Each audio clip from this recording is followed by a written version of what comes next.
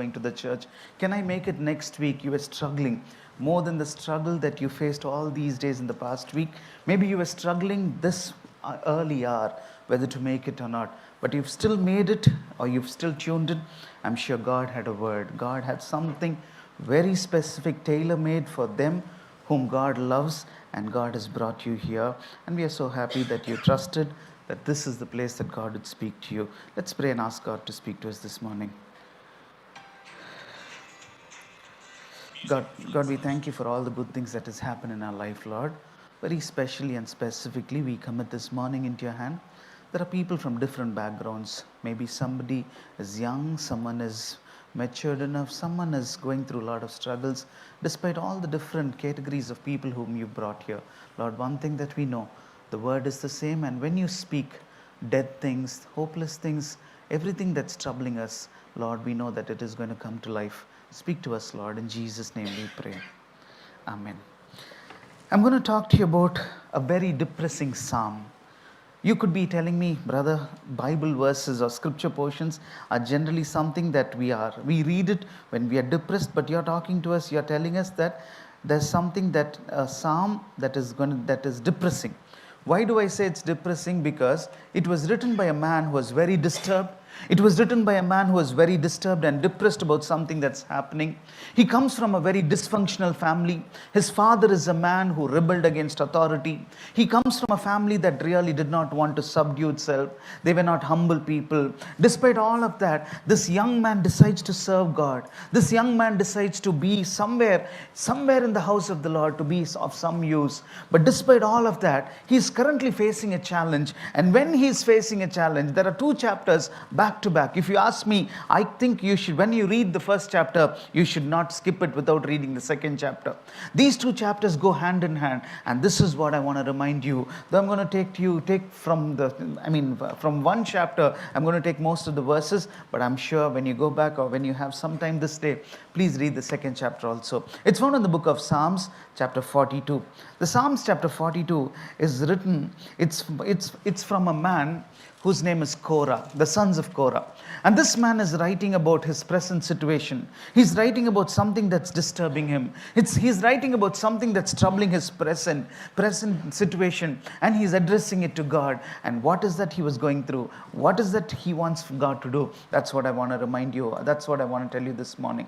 The Bible tells us that now he's with David in a mission field. The Bible tells us that David has a personal problem.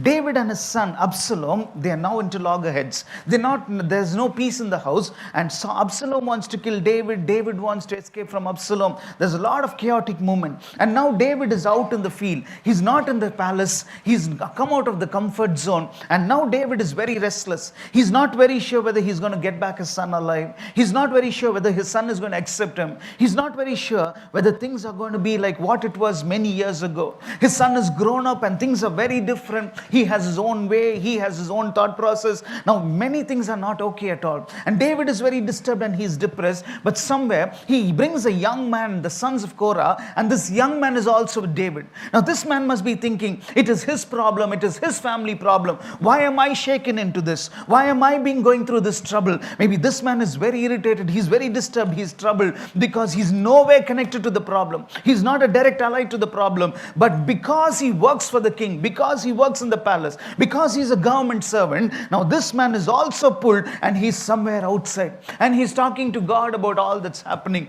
Many years ago, if you read the book of Numbers chapter 16, one of his forefathers, that's what the Bible says, the sons of Korah, and this man goes to Moses. Moses is telling them, hey, I want you to do this. This is how you need to do. And this man is not able to accept authority. He goes and rebels against authority. Moses is a helpless man. Once, yes, he was an arrogant man. He was very bold. He was an angry young man. But now he's old. He's very mature. And as these group of people, maybe one man by name Korah, and there were 250 people, he somehow gathers all these 250 people plus 251 people. They're standing against Moses and they're rebelling it. Moses was keeping quiet. Moses didn't know how to react to this, because there are so many people. If Moses is going to be angry, somebody's going to say he's a pastor or he's a prophet. Look at his anger. There is no anger management in him. If Moses is going to use his hands, someone will say he's using the Bible, he's carrying the Bible. Look how he's raised his hand against this Korah. Maybe somewhere Moses was worried, or Moses was wanting to guard his testimony. Moses could keep quiet, but God of Moses did not keep quiet. As this Korah was rebelling against Moses, suddenly there was no earthquake, there was no sinking sand there. Until then, it was a solid foundation. Until then, every people could have walked on it, cattle could have walked on it. These people used it as a stage to speak against Moses. Suddenly, the ground that they were standing caved in, and all these 250 people plus one Korah, they all right in front of people's eyes. It was a tragic accident. The earth swallowed them. It was God's anger. God showed people it is your responsibility, it is your duty to subdue against somebody who's higher than you.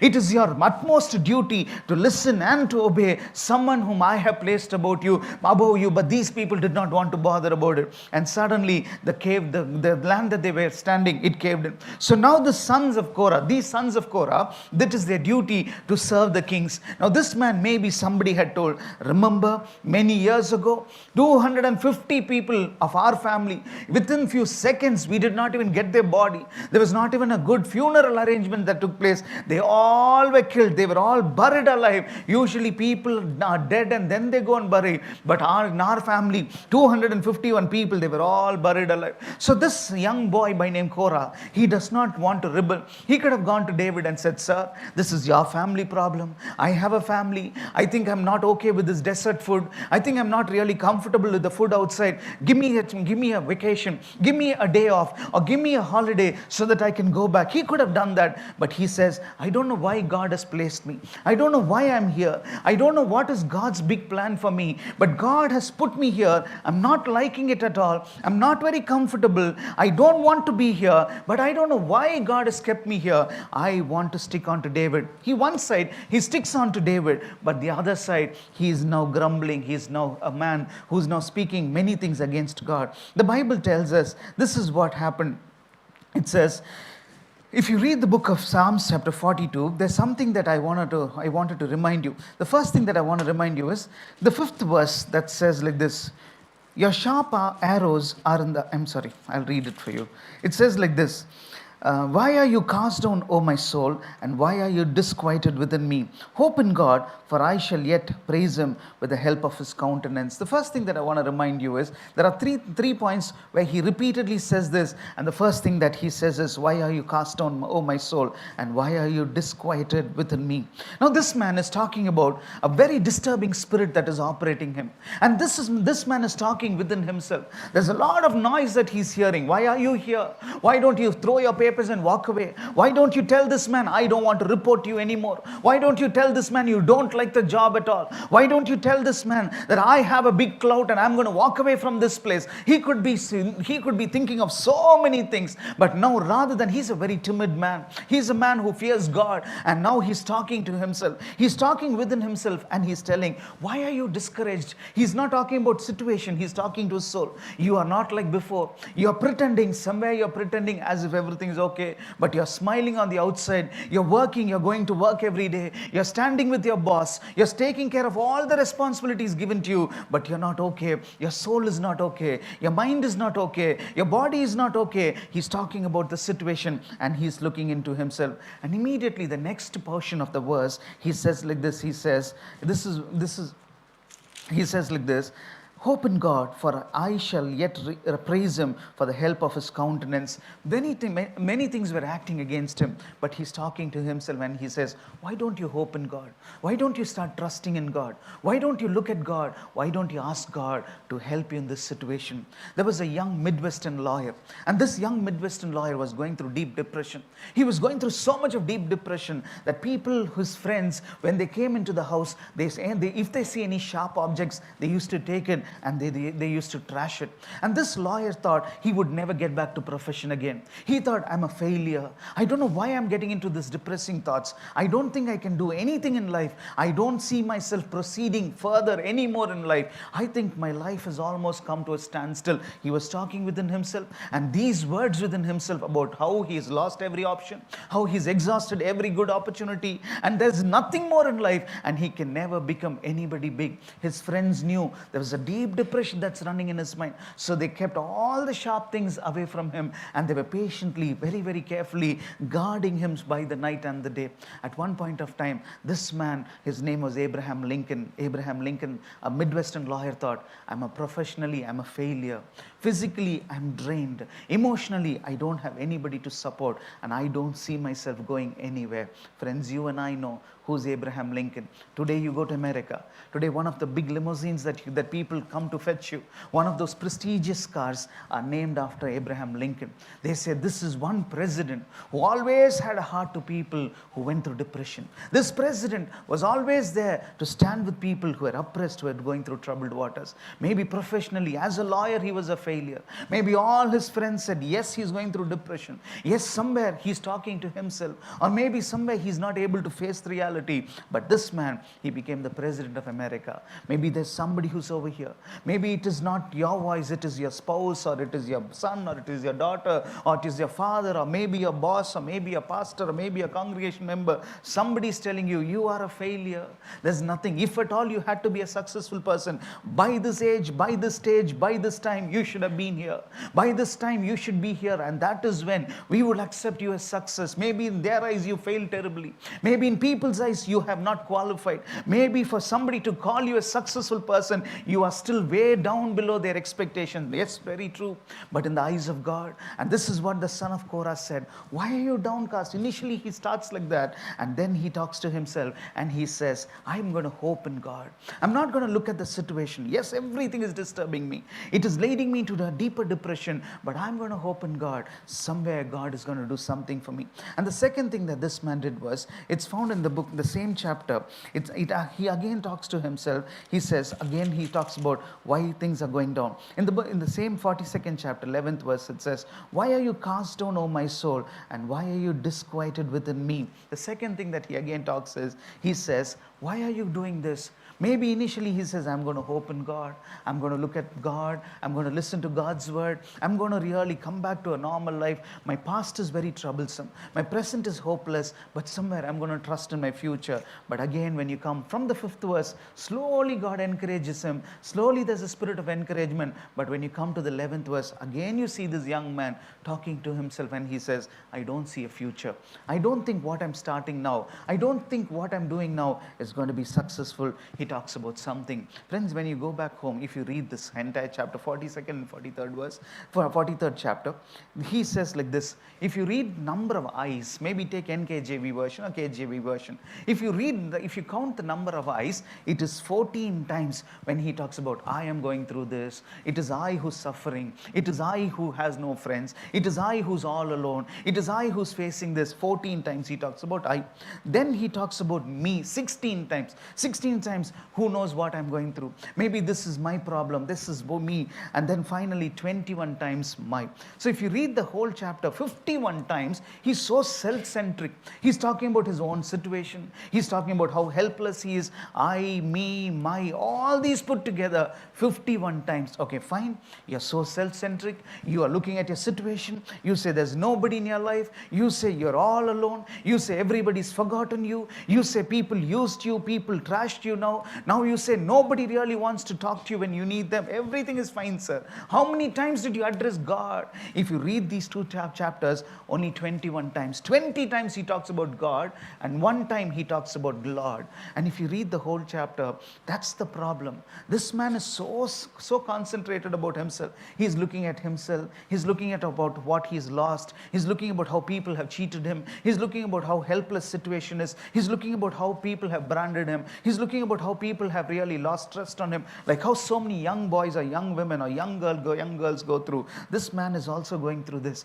If you ask me, I would straight away point out, if you give it to somebody and say, why can you point out some mistake? Immediately, maybe as somebody who is reading through this, I would say, sir, the problem is you have given too much of weightage for you. You have given so much of weightage for yourself. That's where the problem is. You're speaking about yourself, you're speaking about me, my and I problems, but where is God in this situation? That's where the whole problem is. My dear brother, my dear sister, if you read the Bible, it tells about how Jesus is now preaching a sermon.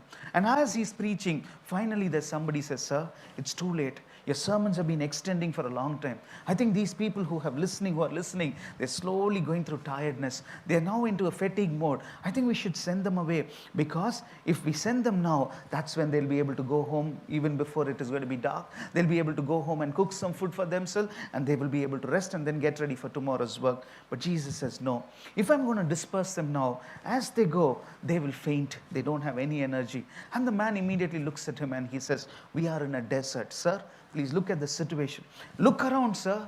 Jesus, you healed so many blind people. There are so many blind eyes that you open. There are so many deaf ears that you open. Now open your eyes and open your ears and see the situation.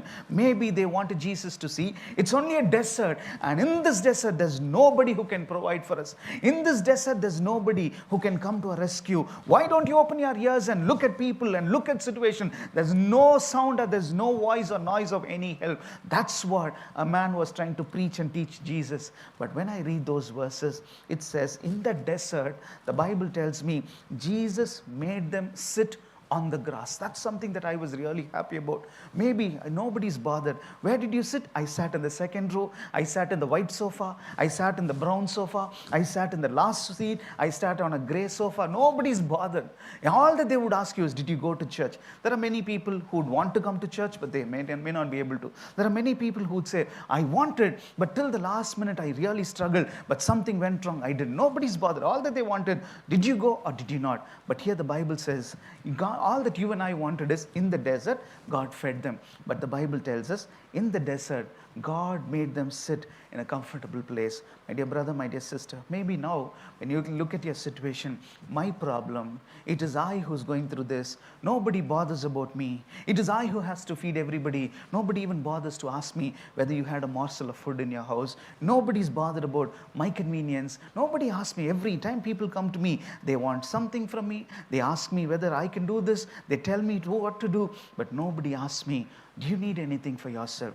Do you want me to do something for you? Can I get you something? Can I offer you something? Can I do this for you? Maybe yes, we live in a loveless world. We live in a world where nobody's bothered about it. But I want to encourage you. It looks like you are going through a desert. But if you ask us, maybe if you ask me personally, come, let's have a coffee.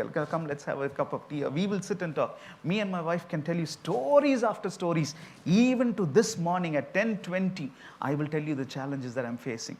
One side, challenges are mounting up. If I look at the challenge, if I start examining, if I start evaluating the challenge, I will collapse anytime. I may not even face tomorrow. I may not even be able to stand up and talk to people, or even stand up or move away, roll away from my bed.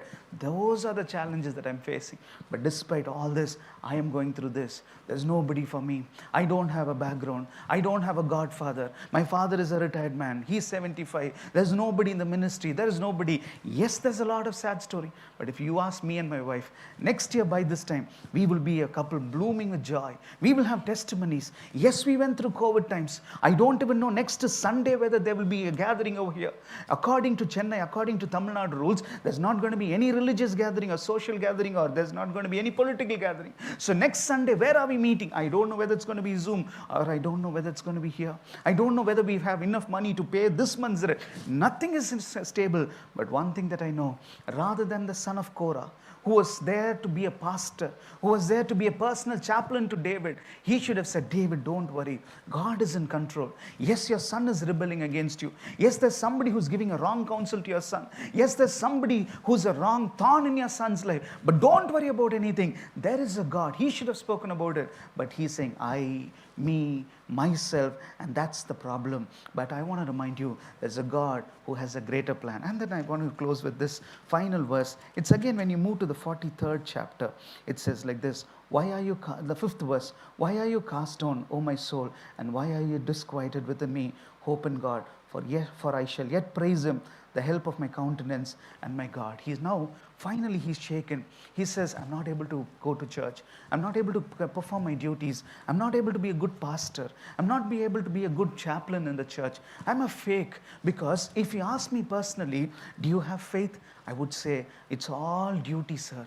Because I am a pastor, I am wearing a white and white, I have to go there, stand, smile, tell people Jesus will do this, tell people God will do this. But if you personally ask me, nothing can happen. We are failures already. He is now in that mode. But somewhere towards the end, 42nd chapter, 43rd chapter, you see this man talking to his soul, and he says, I want to tell you something. I'm going to start hoping in God, because it is not me, it is God who can do this. Martin Luther, today if you and I are seated here, we would have been in a Catholic church like Brother Felix's father, or like Brother Felix's sister, cousin sister who's come.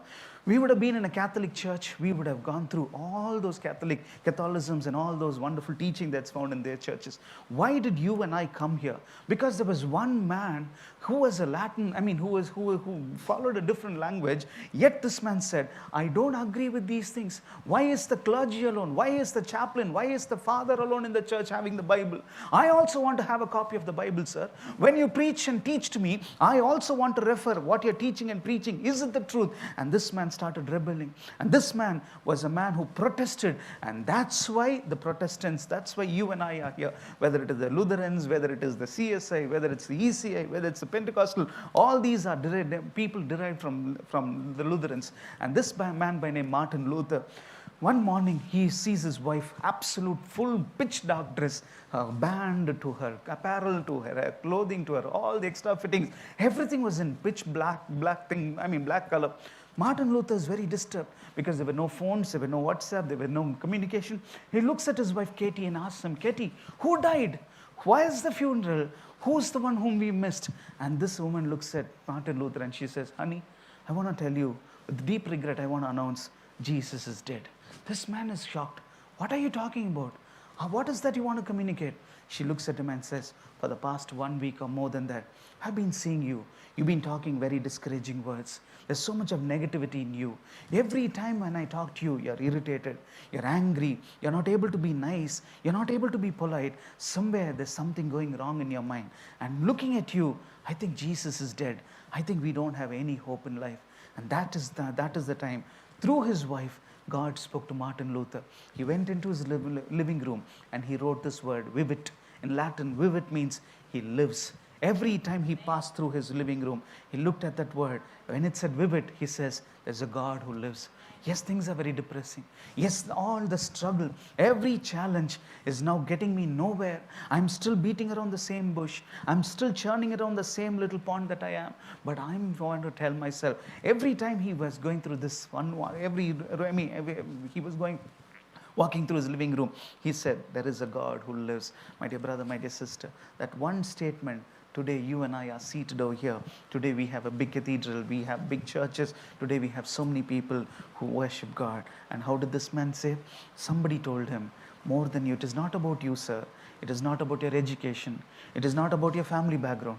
It is not about your money. It is not about those secret pockets which you've saved for your children, grandchildren, your wife, your husband. It is not those insurance policies. It is not those savings. It is not those fixed deposits. Because he lives, we can face tomorrow. My dear brother, my dear sister, with these three things. A young man by name Korah. This is a song written by Korah. This Korah wrote 11 psalms. And all these 11 psalms, 2 psalms I've read it to you. Maybe when you go home, I can always forward the other 9 psalms. This man, he goes through hopelessness. He's a pastor, he's a prophet, he's a man, clergy. He goes through hopelessness. He says, why is my soul disturbed? Why am I hopeless? Why is situation so fierce? Why is every challenge so loud? Why I should be going through all this? But the moment there was a noise or a voice from himself, there was something trying to speak to him. Immediately, he tries to speak to himself. Maybe Satan wants to speak to you through your past, through your present, which is horrible, which is troublesome, which is distressing, disturbing, or depressing. But why don't we address the issue saying that there is a future? Because he lives, I can face tomorrow. Let's close our eyes and ask God to be with us. Maybe you've come here with a challenge that's still there. You've not tackled it. You have to tackle. Maybe you're slowly postponing it, or maybe it is delaying, but very soon you'll have to tackle it. And then deep down in your heart, there's a fear. What if I lose? What if this thing doesn't work out? What if this also doesn't click? What if I go through failure? Maybe there's a slight disturbing noise or a voice within you. But I want to remind you, sons of Korah, they had this voice also. They were pastors. They were standing in the altar. If such great men, anointed men could go through challenges, we are all simple people. We have so many responsibilities. We have so many challenges. We have superiors, we have colleagues, we have people working with us who are not believers, who are cutthroats, who may not know what is good or what is wrong. Despite all of this, if you have come here to sit and listen to the word, it means you already trust God. It may be Martin Luther wrote vivid on his living room, but you've written this Latin word in English or in Tamil in your heart. He lives, and I don't have to fear about tomorrow. God, we pray for everyone seated over here, right from young children, Lord. They could have been elsewhere. They could have been even sleeping. They could have rebelled against their parents, and the parents could have, for peace's sake, they could have left them at home and come. But despite all of this, we thank you for all these young to elderly people, everyone who stepped in. Few have their own vehicles, few came by cabs, or few had asked somebody to pick them up. All this was done because they wanted to sit at your feet and to tell them what they're going through. Like the sons of Korah, we are telling you, Lord, our soul is very disturbed. Situations are very loud, and failures are again trying to stare at us. But beyond all these things, it is not our past, it is not the present, but we are holding on to your promises, which is securing a great future for everyone seated over here. Be with us, bless us, and carry us through. In Jesus' precious name we pray. Amen. If you're ready.